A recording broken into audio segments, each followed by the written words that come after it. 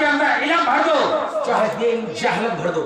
हजरत, छोटा बच्चे का दिल, हर एक आदमी के दिल है, हर आदमी दिल है, हर आदमी इंसान के अंदर दिल है कि नहीं? दिल, ये दिल हर आदमी के अंदर है।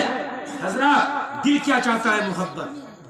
दिल क्या चाहता है? बोलो, मोहब्बत। हर चीज की चाहत होती है, दिल की चाहत मोहब्बत है। जब दिल हमारी मोहब्बत चाहता है, तो जब हमारा दिल में किसी की मोहब्बत नहीं होगी, तो एक आवारा लड़के की मोहब्बत एक लड़की के दिल में, एक गलत लड़की की मोहब्बत एक गलत लड़का के दिल में, ये दिल तो मोहब्बत चाहता है, चाहे वो मोहब्बत सही हो चाहे गलत। इसलिए जब हम जान गए कि दिल मोहब्बत को चाहता है, दिल की चाहत मोहब्बत है, दिल की ख्वाहिश मोहब्बत है, दिल मोहब्बत को चाहता है, तो हम अपने बच्चों के दिल में अल्लाह और अल्लाह के रसूल की मोहब्बत भर दें, औलियाए किराम की मोहब्बत भर दें। जब अल्लाह और अल्लाह के रसूल की मोहब्बत होगी, तो किसी गैर की मोहब्बत काम नहीं आएगी, जगह ना मिलेगी, तो गैरों की मोहब्बत उसके दिल में नहीं आएगी। और जब अल्लाह और रसूल की मोहब्बत होगी, वो बच्चा जहाँ जाएगा कामयाब होता होगा। मोहब्बती बनना है अपने बच्चों के दिलों में, तो अल्लाह और रसूल की मोहब्बत भर दो। आज हमारे समाज में अदब तो रहा ही नहीं, न जलसे का अदब, न जुलूस का अदब, न माँ बाप का अदब। माँ बाप को आप ले लीजिए, माँ बाप को ले लीजिए। हजरत, आज देखिए एक बूढ़ा बाप, जब आदमी जवान होता है ना, उसके चाहने वाले बहुत होते हैं, मानने वाले बहुत होते हैं उनके दोस्त अहबाब। लेकिन आदमी बूढ़ा हो जाए, कमजोर हो जाए, बिस्तरा पकड़ ले, भले ही गाँव का बड़ा अच्छा आदमी रहा हो, बिस्तरा में गिर जाए तो आदमी फिर तरसता है, उसका दिल कहता है काश मेरे पास कोई थोड़ी देर के लिए आकर बैठता, ताकि मेरे दिल को कोई सुकून मिल जाए। लेकिन आलम क्या होता है, क्यों बूढ़ा आदमी अपनी बैठक में बैठ कर के इंतजार कर रहा है कि कोई आए मेरे पास, ताकि मैं कुछ बातें मुझसे करूं।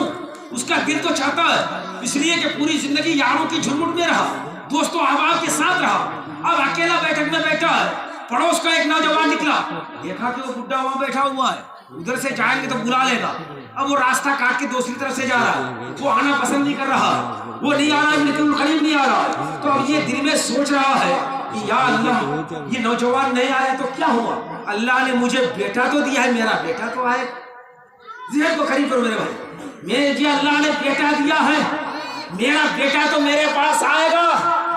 बेटा सर्विस कर रहा है, या बेटा काम के लिए गया है, या बेटा बाजार गया, कहीं गया है, लेकिन बाप दिल में तमन्नाओं की पहाड़, आरज़ू और ख्वाहिशों को अपने दिल में पाल रहा है।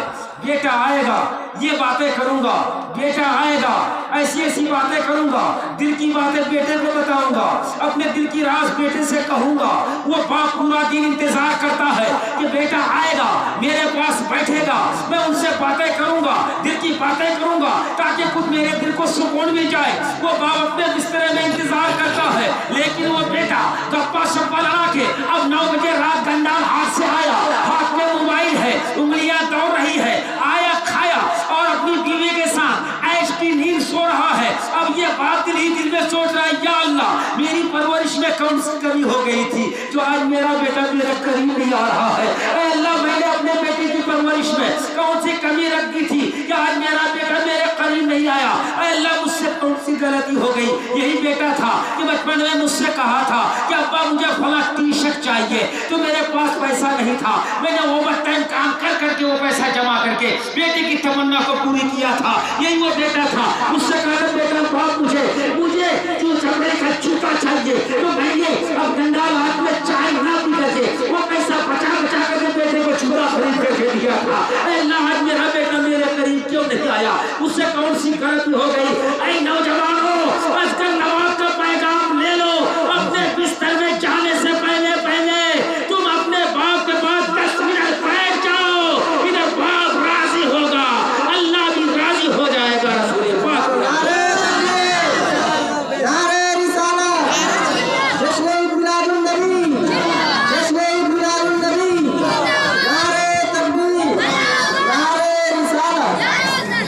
बाप तरस रहा है, बेटा करीब नहीं आ रहा है।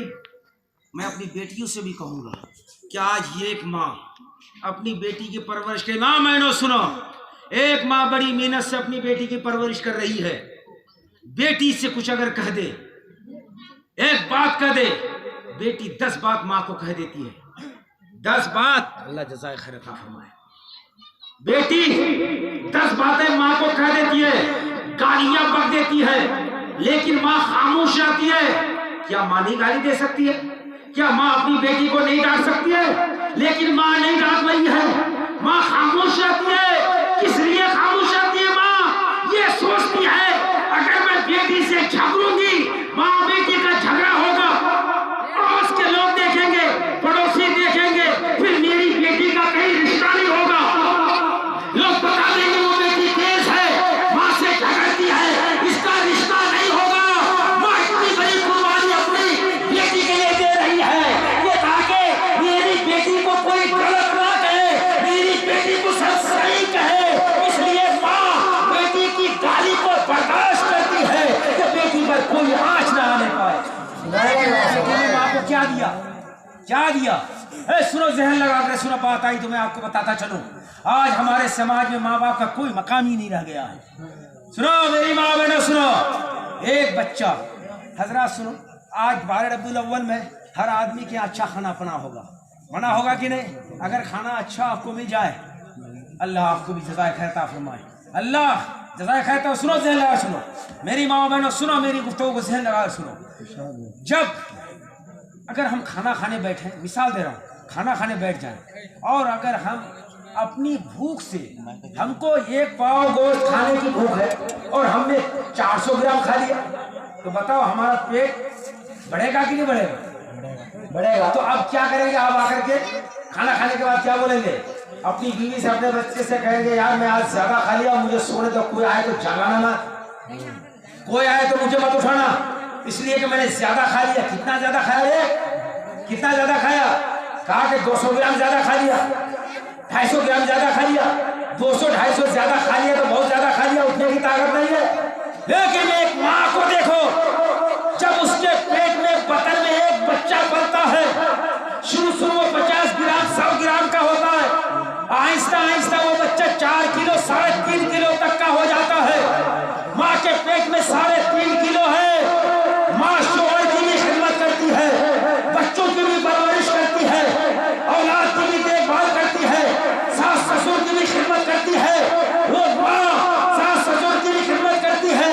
आप 1 पाव ज्यादा खा लो, उठने की ताकत नहीं, लेकिन 3.5 किलो 4 किलो का बच्चा पेट के अंदर है, माँ सारा काम कर रही है। इसलिए तो नबी ने फरमाया कि सबसे ज्यादा माँ का हक अदा करो, माँ के कदमों के नीचे तुम्हारे लिए जन्नत है। सुनो, बात आई तो मैं बताऊं, एक माँ जब एक बच्चे को, अल्लाह आपको जज़ाए खैर अता फरमाए, जब एक माँ एक बच्चा को जन्म देती है, और बच्चा क्या माँ को देता है और अल्लाह क्या देता है? एक माँ जब अपने बच्चे को जन्म देती है, सुनो सहला माँ में सुनो, जन्म देती है, और अगर उस दर्द और तकलीफ में कराहते हुए, उस दर्द के आलम में अगर वो माँ एक मर्तबा कहती है, या अल्लाह परवरदिगार, अल्लाह के नबी फरमाते, सुनो, एक मर्तबा जब बच्चा पैदा करते वक्त, बच्चा पैदा होते वक्त अगर माँ एक मर्तबा रब को याद करती है, एक औरत अल्लाह का नाम लेती है, तो मेरे नबी फरमाते हैं अल्लाह उस औरत को एक हज्जे मकबूल का सवाब अता फरमाता है। एक मर्तबा या अल्लाह कह दे, बच्चा पैदा करते वक्त एक मर्तबा अल्लाह को याद करे, तो अल्लाह एक हज्जे मकबूल का सवाब। हजरात सुनो, जहन लगा करके सुनो मेरी माँ बहनों, सुनो कुछ बातें सुन लो आज असगर नवाब से। आवाज साथ नहीं दे रही, लेकिन फिर भी चाहता हूँ कुछ पैगाम आपको देके जाओ। मेरी माँ बहनों, अल्लाह जैसा खैर अता फरमाए, मेरी माँ बहनों सुनो, जहन लगा करके सुनो, अगर एक मर्तबा आप कहते हैं अल्लाह, तो अल्लाह एक हज्जे मकबूल का सवाब। आज अगर कोई हाजी हज करने के लिए चले जाए, 2 लाख 4 लाख रुपए खर्चा करके, पता नहीं उसका हज कबूल होगा कि नहीं, शक है, गलती हो जाए हज ना कबूल, पैसा गलत हो जाए हज ना कबूल, लेकिन अल्लाह के नबी फरमाते औरत एक मर्तबा कह दे, या अल्लाह तू एक हज मकबूल का सवाब परवरदिगार दे रहा है। और जब बच्चा पैदा करने में एक मर्तबा रब को पुकारे, तो अल्लाह इतना बड़ा इनाम एक माँ को अता करे।